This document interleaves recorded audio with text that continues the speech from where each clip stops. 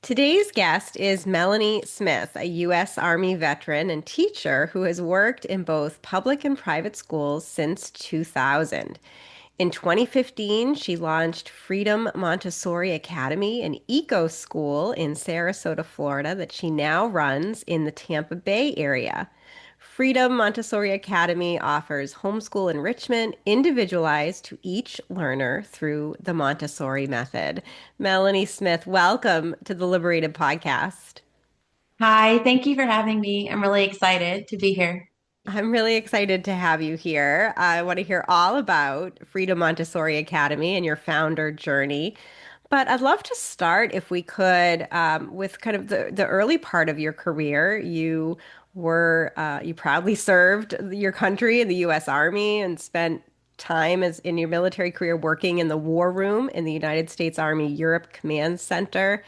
And you said that that experience had a profound effect on your view of the world and a real need for peace education. I wonder if you can talk a little bit about that and how that experience ultimately led you to spend so many years in K to 12 education.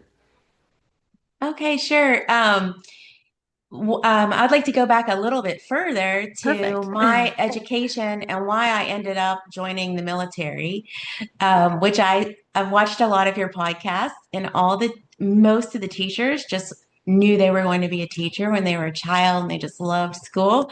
So, I did not enjoy school as a child. I have all my report cards. My mom gave them to me. And I was very bored. I was extremely energetic and creative. And, my mom would say things like, they're stifling your spirit, that kind of thing, which I know a lot of children end up feeling that way. So, when I was in high school, I'm from a family of educators. Everyone goes to college. Like, this is just the path you're going to take. And I'm like, I have no idea what I'm going to do. I don't enjoy school. This is not fun for me, except for the social aspect. I was very social and had a good time. But I actually, a recruiter was in the lunchroom my senior year, and I just walked up to the table. I'm like, maybe this is what I'll do for a little while. And I got into the military and I thrived. And it's all about education. When you get there, you have to learn your job. And I got into a room full, I was barely 18, and I got into a room full of adults. They were all like 28 and 30. They were much older than me. And it was this program, and it had a 50% fail rate. And I was the only 18-year-old that made it. And all my friends, there were like 10 of us that were younger, they all failed out quickly. So it Wow. kind of gave me a boost like, wow, maybe I'm not just this average person as these people are saying. So then I went on, into the military. No idea of ever being a teacher at all, at all. And I did very well in the military. And then I got married, and my husband wanted to have children. And I'm like, there is no way I'm staying in this to raise a child. With both of us in the military, we have to get out of here because of working in the war room. That's all I did. They they planned wars, and we watched the news nonstop. And we knew about all these things that were happening, and I'm like, we can't. I'm just going to be deployed all the time. You're going to be deployed all the time, and we need to do what's right for our child. So I got out of the military, and then I had my baby while I was still in the military, like right before I got out. And then I was going to be a nurse. I always had this dream of being a nurse. So I started to go to school to be a nurse. And my ex-husband said, why don't you be a teacher? We can both be teachers, and then we'll have all this time with our child and spend summers, which is not true once you really become a teacher. And you do get that time off in the summer, but it's not that dream that everyone thinks it is with time. So I shifted and took some education courses, and I really liked it. And plus, I had a child now. So I'm thinking, wow, this is, how is this going to work? I want him to have the best education possible. And I always put him into alternative education. I knew nothing about Like right now, I'm a Montessori teacher. Even in my classes at USF, there was one little paragraph about Montessori and one little paragraph about Waldorf, and that was it. Um, but I knew I wanted something like the most amazing education for my child, which is what every parent wants. And then you kind of figure out what path you're going down. So I always found like really interesting little alternative schools, which is amazing because now we have the internet. I did not have the internet. I think I randomly would go to like a farmer's market and see a booth and find some really cool person doing an alternative school, you know. Um, and And then this was in Florida still at the time, Melanie, that you were yes, finding these schools? Okay. Yeah. yes, they were little schools just like what we're all doing. It's just that it was so long ago and you couldn't really, I mean, they literally had to stand at places and pass out information um, and find their families. The first little school that I really enjoyed, it was called Blue Heart School and it was in Sarasota and it was all artists working there. And they only had, I think, like 20 children in the whole building, kindergarten through eighth grade. And my son's teacher had both Waldorf and Montessori training. So it was, but then I started working. I graduated and became a teacher, and I wanted to bring my son with me. Um, and actually, that's kind of how I ended up putting him at that school. That did not go well. He was in my class. And that doesn't always work. So that dream of being with my son did not work out well. He ended up going to another school, which is fine. For some people that works, for some people it doesn't. So basically I started shifting, getting back to the point. Yes, in the military, it is about, it's a difficult to explain, but it is about world peace. The military is, I always try to explain to children, there's like, we have our police and then we have our military that's keep us safe. Now, it's not all a perfect situation, but I share a lot of the missions with children when I give a presentation on Veterans Day. I don't tell them I was ever in the military. Then I give this presentation about peace. And then at the end, I like share that I'm a veteran and they think it's so interesting. And I have all my pictures from when I was in the military. But I share with them the missions where we helped people, where we, brought tons of food and dropped it over communities that needed food that actually asked for help. So, while I don't share a lot of the other part, but I want them to realize the ultimate goal is for all of us to have a peaceful world. And that's how, once I ended up putting my son at a Montessori school, a public Montessori school, they found out I was a teacher and they like, come to us. And that's how I got into being a Montessori teacher. Oh, And great. the whole vision of Montessori is world peace. So it's really nice. Only it's done with bringing letting the children be the best versions of themselves and contributing to the community and being free thinkers and working on making their best decisions instead of starting at the top like with adults. So it worked out well for me. I enjoy this curriculum very much. Yeah, so you started off then as a public Montessori teacher. Tell us a little bit more about some of those public and private school teaching experiences that you've had over the past 20 plus years. My first job I took at a private Catholic school, and I chose that at that time. New teachers could pretty much get a job anywhere. Mm. Um, and I went to a lot of interviews, and I chose this particular school because they wanted me to co-teach with this amazing teacher. And I'm like, of course, I need to learn. I've only been in the classrooms as, part of my college experience. We had to go in classrooms all the time and intern. So I took advantage of that and it was amazing. The teacher was amazing and it was pre-K. So while Catholic school has, I went to Catholic school as a child too. It was very structured. You have your workbooks, you have your books. Um, the pre-K teachers got to do whatever they wanted. And it was fabulous. And I learned so much that year. I still do a lot of the things I learned that year. Then I wanted my son at that public Montessori school, and my ex-husband was driving like an hour every day to bring him there. And then they asked me if I wanted to work there. And I'm like, sure. I don't know much about this other than I want it for my child. Because being, just going to a school as a parent is very different than having to take a huge training and present this type of education to children. So that school it's still there. It's a very big school. And I was a classroom teacher, a mixed age group. And one of the things that was a long time ago when you could have a lot of students in your classroom, a lot of students in your classroom with one teacher before they started to make laws where you couldn't have so many students per teacher. So I had a very big classroom by myself, and I was just kind of thrown into it. And I would just go to every single person and learn from them, all the other teachers. And one thing that I ended up doing well at was working with students that were not doing well in other classrooms.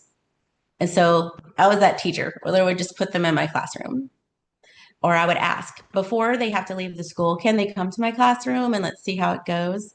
So after 4 years, I think it was, the director asked me if I wanted to be a principal. And I'm like, okay, this is a nice challenge. Sure, I'll go for it. So we had a campus, that school's in Venice. We had a campus in Sarasota, and it was very small. And um, a very unique set of parents that knew what they wanted. This was my first experience with um, parents really voicing, like, I want this, and you're not doing it. And one of the main things was the food that was happening at the school. They, really wanted their children to eat healthy and not be exposed to like the cupcakes on every birthday and all that kind of stuff. So I just started learning from these parents what they wanted. And then I helped grow the school to a really big campus, a very big campus, 100 acres. We had protected wetlands. It was just gorgeous. And again, the families they weren't just dropping their children off and letting it go. They were like, no, we want to make sure that, there's healthy options. We don't want the snack where they're having Cheez-Its. We want it to be, we don't allow our child to eat dyes or, all these things. So as a principal, I was really having to deal with that. And it was difficult because it was a huge school. It had a lot of children and a lot of teachers that wasn't their focus. Their focus was the education piece. So at that experience as a principal, I agreed with the parents. I agreed with them that a school should be a place where children are healthy. And, then the other piece would be had to be the ESE teacher. I had to be everything with this small school at first. So ESE in Florida is special ed. So I had to provide the services for the students, and I had to be the clinic person at first too. So I was giving them their medications. And I was giving them the lunch. So it was this vicious cycle for some students that were obviously sensitive to these things. They had to have their medications. I'm giving them the food that isn't the best. And then they're getting sent to me as a behavior problem later in the day. So it was just this vicious cycle. And for me, I'm like, there has to be a better way. We can do this. This isn't that difficult. I mean, at a public school, you have to offer the lunch. But I think one of my last days as a principal, like 5 boys got brought to my office. It was the last day of school. And the teacher just handed them over to me. And I'm like, okay, fine. And I just took them out. They couldn't even handle being in the classroom anymore. I took them out on the trail. We had this huge 30 acres. They could walk trails. I took them out there and they immediately calmed down and they climbed trees and they hiked and they were at peace. The same people that couldn't even be in the classroom and the teacher was, unable to deal with this were now happy and thriving, climbing a tree. And it just clicked for me. And I'd always wanted to open a school. And I just was ready to do it. So I basically took that information that I learned from the families and the children along with, of course, Montessori curriculum is phenomenal. I mean, of course, I think it's the best. But I took all of that and then created a little school. I created a little school in my house, and that was in 2015. And And that was then, Freedom Montessori Academy in your original location in Sarasota. yep, I just Is that started in right? my house with 10 children, Amazing. and they were all homeschoolers. So, a lot of homeschoolers will sometimes resonate and bounce into Montessori schools and then give it a shot and then be like, no, this isn't for us. And then they leave, or then they come back and they stay. So I had already known quite a few homeschoolers in the community and known what they were looking for. So I just created it. It was my vision too to have a place where children were in nature and eating healthy food. And so I just started doing it. I just pursued my passion and went for it. Amazing. So in those early days, Melanie, when it was a home-based homeschool program, were you offering it full time, 5 days a week, or part time? What was the initial structure like? All of that. So Ah, basically, they could choose their options: 5 days, 2 days, 3 days, and I did offer Florida's. There were no these scholarships were non-existent at that point that everyone is using now. the school choice So programs, yeah, the universal ones now. Yep. right, so the families were paying, and then I offered the Florida VPK, which is free, the pre-K year. So I always had four pre-K students, four or five, and then five elementary students. And I did the VPK too, honestly, for those families. I did it 3 days a week and 2 days a week, where most schools just do it 5 days a week. The families that are homeschooling, sometimes they don't want to take their child somewhere 5 days a week. They want to spend Mm. that time. They don't have to. So it worked. It worked. And it was nice. So now you run Freedom Montessori Academy in the Tampa Bay area. And of course, a lot has changed in the last 10 years since you launched. There seems to be so much more interest in homeschooling and microschooling, especially in these years after the pandemic. What happened over these last 10 years for you? What have you seen in your school? So I wanted to get the school out of my house and have a private school. I did not know that what I'm doing now was even an option. I'd only been in schools. I'd been in schools and knew how to open schools and knew the laws behind that. So I just kept looking for a space to have my school where it could be grow and be bigger. And um, had I just been a tutoring center originally, it probably would have just been a lot easier. But I didn't, that wasn't in my mind. And so I did find a commercial space that was zoned properly and it already had fire alarm systems, all the good things that schools need.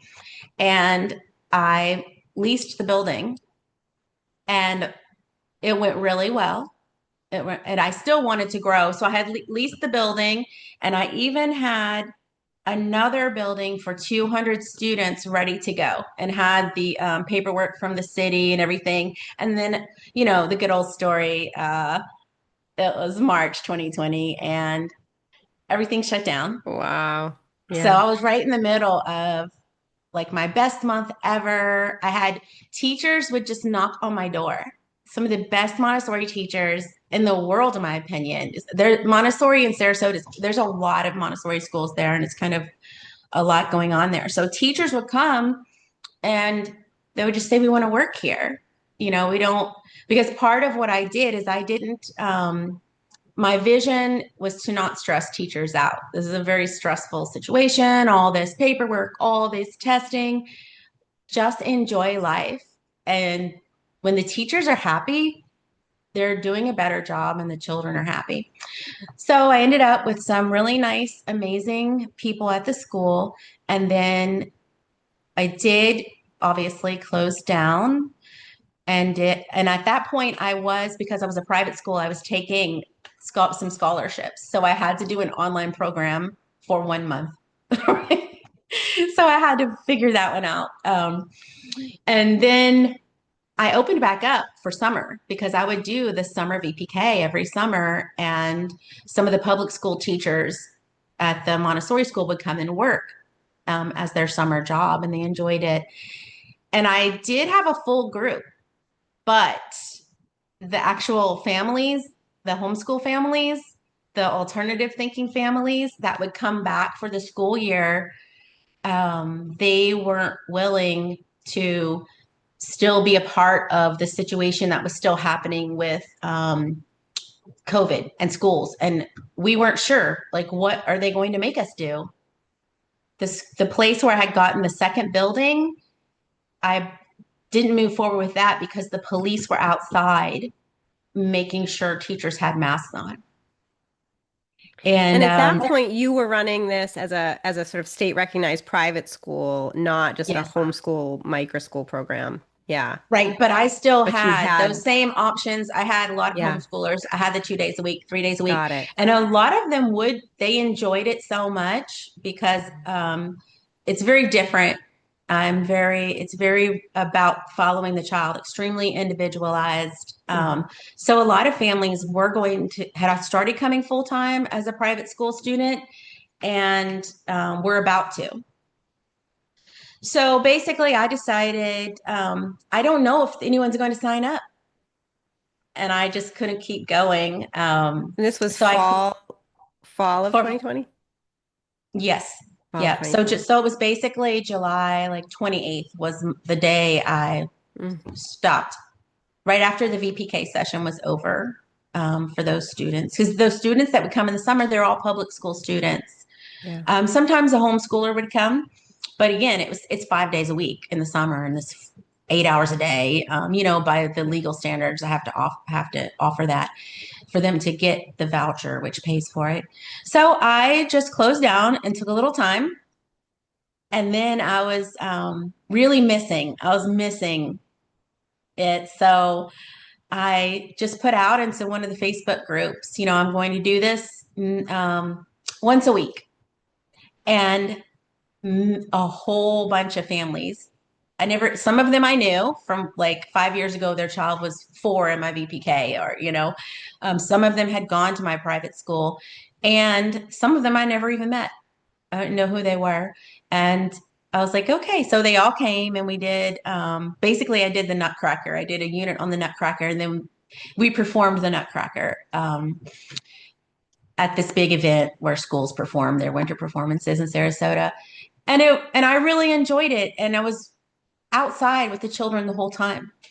And we were running around. They were having a blast. And so I'm like, okay, maybe I can do this. Maybe I'll just do this. And found a farm. I had moved to Tampa Bay. I found a farm to rent to me. And I'm like, okay, I'll just do this on a farm. Why not? You know?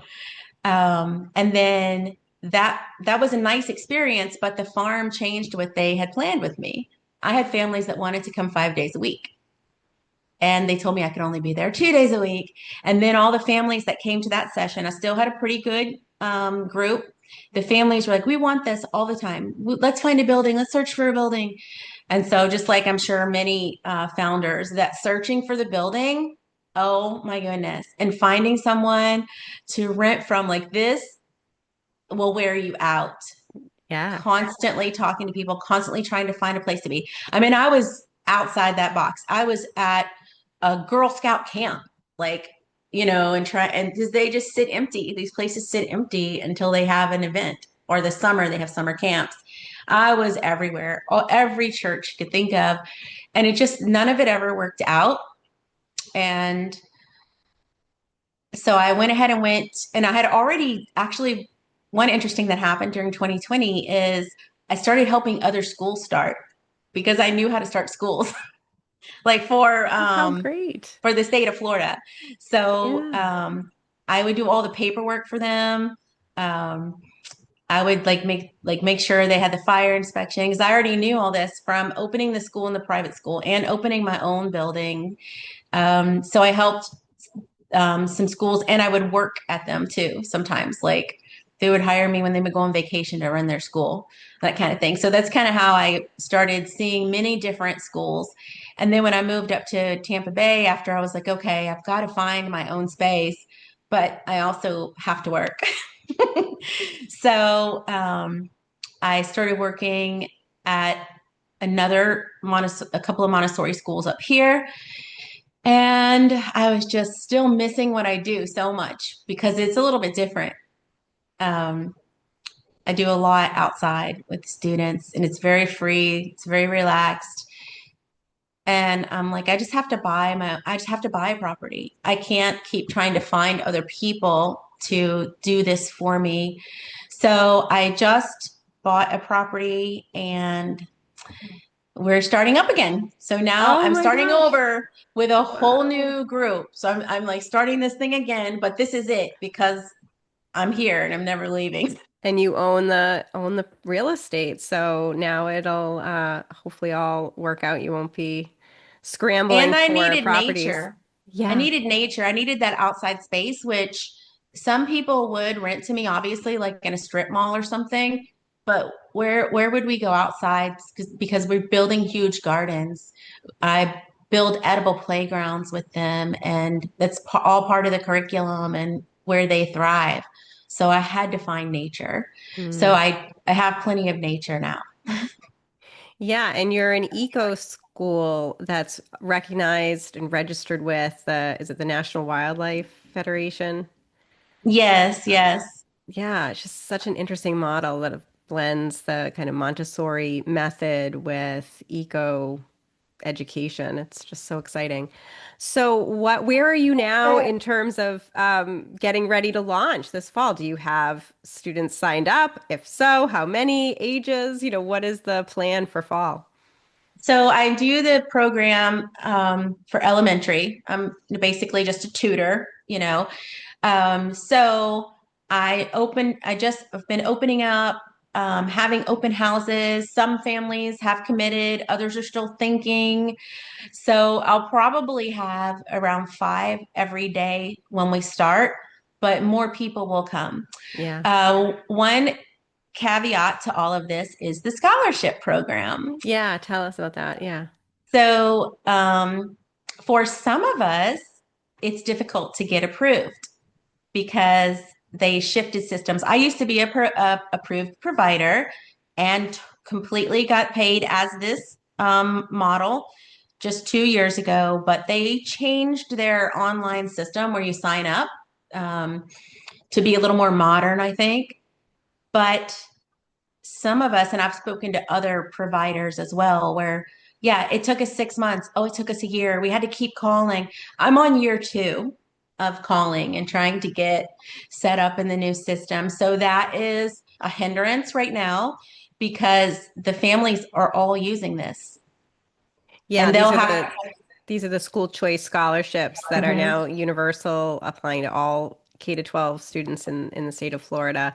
So is the current manifestation of Freedom Montessori Academy that it is a private school at the moment, or are you running this more as a tutoring, homeschooling resource center? And if it sounds like it might be more of that, so then would you have any interest in going back to that kind of private school model? So this will just be a tutoring center. Okay. And why is Um, that? Why did you decide to go that path? oh, honestly, the building. So it's not like I bought a private school building. So sure, I'd love to be a private school again. But I basically do the same thing. Right. um, Yeah. With more flexibility in some ways. Yeah. right. So yes, because once you're a private school, you have to make sure the children get so many hours, and it's not that much different, but it's just as most founders that are trying to or want to transition to private school are trying, it is a lot more costly that's Mm. involved to, and also there's not that many buildings already that are ready to go. Yeah. For the So, educational occupancy requirements that right. you need. People have Yeah. to upfit the buildings, Yeah. and that's just not, I already did that. It takes a lot of um, money, time, effort. when the families that I serve don't really need that. Yeah. Would I serve a different group of families that it would enjoy it as well? Sure. But right now I enjoy the students that think this way, the parents that think this way. It's what I think. So Yeah. it's actually quite nice. Um, yeah, Yeah. it's a lot more flexibility Yeah. for S- me.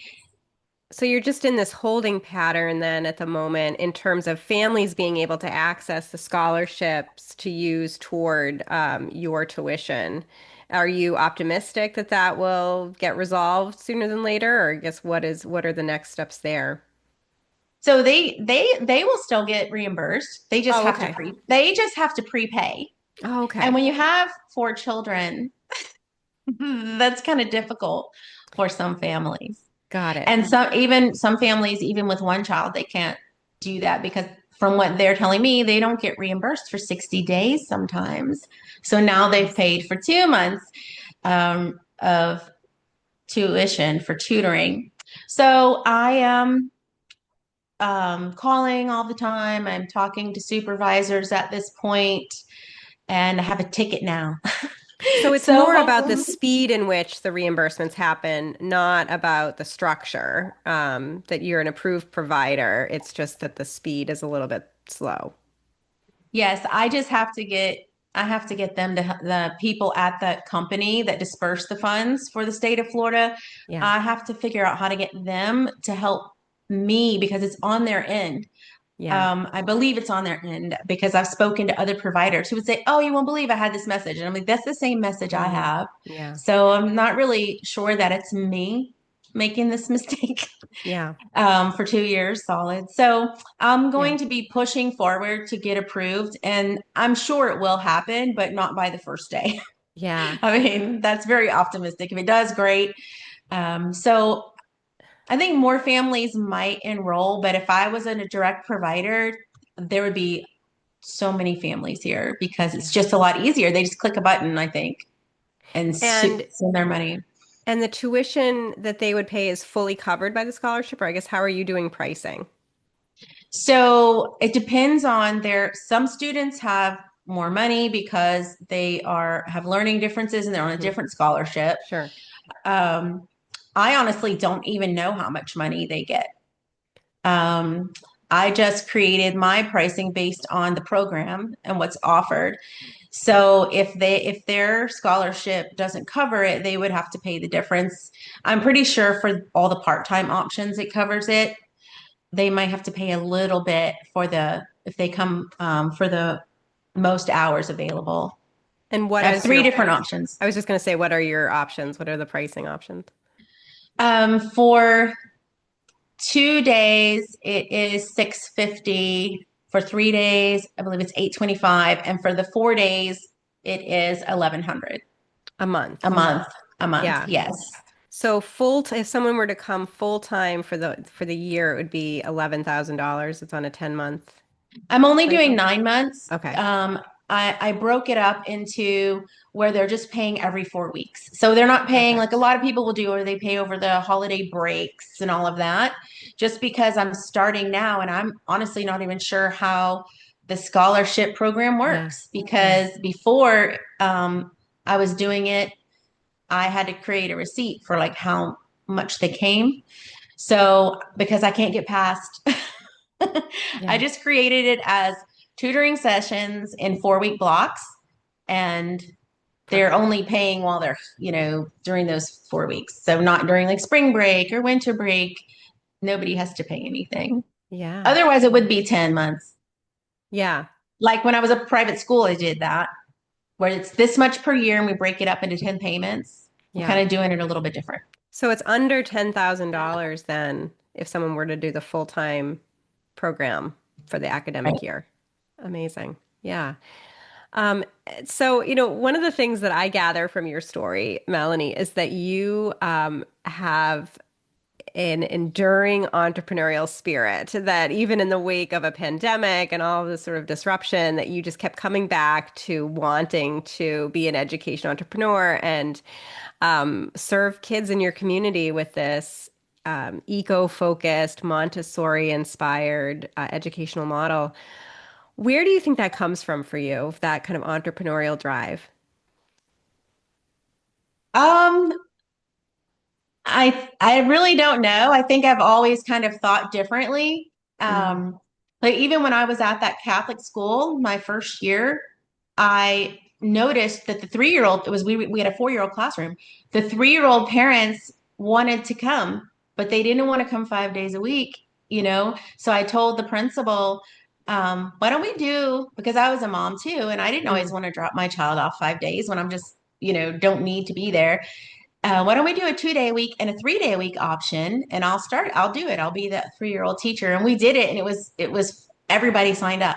All the parents with the 3-year-olds at the school signed up and more because wow. that's what they wanted. So Yeah. I think, as a parent, I know what I want, Yeah. and then I'll see what other parents want. And I'm like, that is better. Parents know, like, they know what is good quality, what they want for their child. So even when I was a principal, I mean, I used to call myself a car salesman. Like I gave tours nonstop. It's a business. You have to keep the school full. Yeah. So I just always kind of felt like I was always doing that. Um, Although you're selling so something even better than cars. You're selling a whole experience, empowering students. So, yeah, it must be incredibly gratifying. yes, I couldn't, even whenever I would work at the private schools, I would still tutor. I think it comes from the same drive that all of the other teachers that are doing this, Mm, we know that that child will thrive mm, in the right setting, even though their parents are asking for help because maybe they're not doing well. Or I would go to people's houses and they would have a full Montessori setup, but they couldn't do it. And they would hire me to teach their children with their own Montessori classroom. And I could continue to private tutor, but it's not what I enjoy. mm. I enjoy working with students, but there needs to be a group of students Yeah. and they thrive off each other because children want to be together. They want to be happy doing things and learning from each other. So that's why I really wanted to get back to this. Yeah, to creating that learning community. So what advice do you have then, Melanie, for others who are just starting on their path to creating a microschool or some kind of innovative learning environment? What would you suggest they think about as they get started?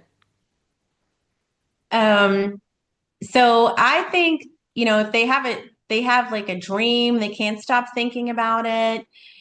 You may as well go ahead and pursue it because it's going to keep coming back. It's not going anywhere. If you have this type of entrepreneurial spirit, you have something amazing to offer, give it a shot. Give it a shot and go for it because I think the reason this model is working so well is because the teachers are able to um, do what makes them happy. So Yeah, for that's why sure. I kept coming back to it.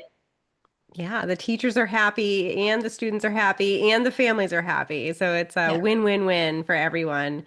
So Melanie, if my listeners and viewers want to learn more about Freedom Montessori Academy and follow your relaunch year this fall, what is the best way for them to do that? I'm on Facebook and Instagram. It's at FMA Florida, Freedom Montessori Academy, FMA Florida, and you can get to my website from there. Amazing. Well, I look forward to seeing how the year goes and wishing you all the best as you continue along your entrepreneurial journey. Melanie Smith, thank you so much for being on the Liberated podcast. Thank you, Kerry.